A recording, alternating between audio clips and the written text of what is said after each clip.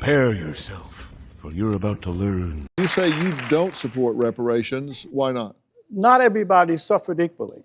I mean, when you go into slavery, it's much more complex than white people were the oppressors and black people were the victims. If you dissect it, you will find there were about 3,700 free blacks who owned 12,000 slaves, black slaves. The question is, do the descendants of those free blacks who owned black slaves, do they pay? Blacks really benefited more the first 100 years after slavery than we have in the last 50 years. I was born in 1937 during the Depression. Everyone in my small, low-income black community, 98% of the households had a man and a woman raising children. Elderly people could walk safely in that community without fear of being assaulted by their grandchildren. Never heard a gunfire during that time. Never heard of a child being shot to death in the crib.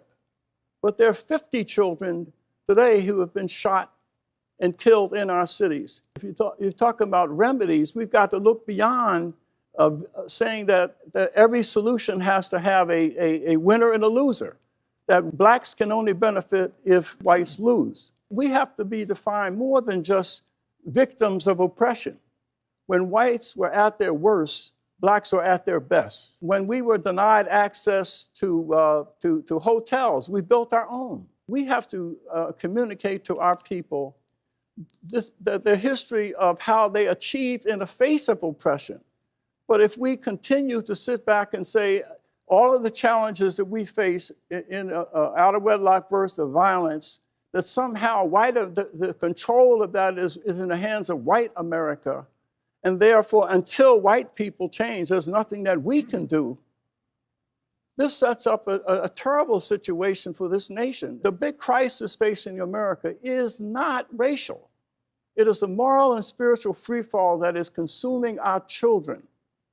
The highest death rate among black families is homicide. Among Silicon Valley, the highest level of suicide, 6 times the national average. In Appalachia, there are prescription drugs. And so if we are to address this crisis that is causing our children to lack a sense of personal responsibility or value for their own life, they will take their own life or take someone else's. So in order to address that, we must come together and look beyond race and realize America is drowning because it's in a moral and spiritual freefall. None of us should be defined by the worst of what we were in the past, but we should be defined by what we want to become in the future, and that people are motivated to change when you give them a vision of victories that are possible, not constantly reminding them of injuries to be avoided.